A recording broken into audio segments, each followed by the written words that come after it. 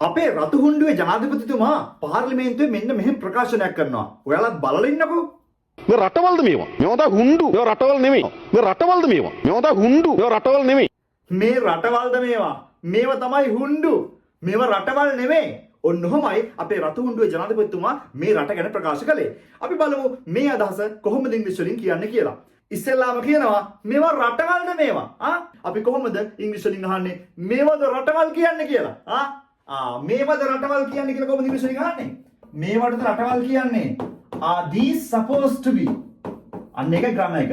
Are these supposed to be මොනවාද? Countries. Are these supposed to be countries? මේවටද රටවල් කියන්නේ? මේවද රටවල්? Are these supposed to be countries? මේවා තමයි හුණ්ඩු.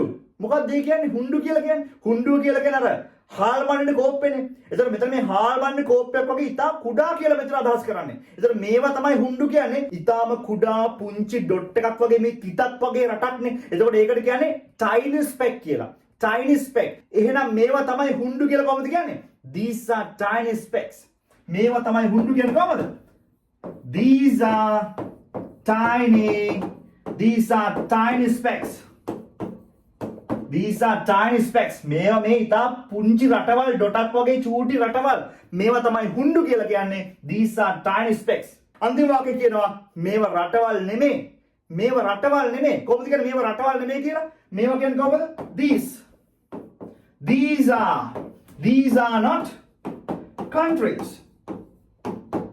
ඉතින් ඔන්න ඔහමයි අපේ රතු හුණ්ඩුවේ ජනාධිපතිතුමා අපේ ශ්‍රී ලංකාව ගැන ඒ අදහස් දැක්ුවේ.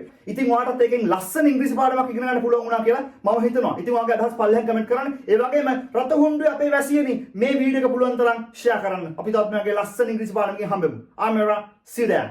Cheers.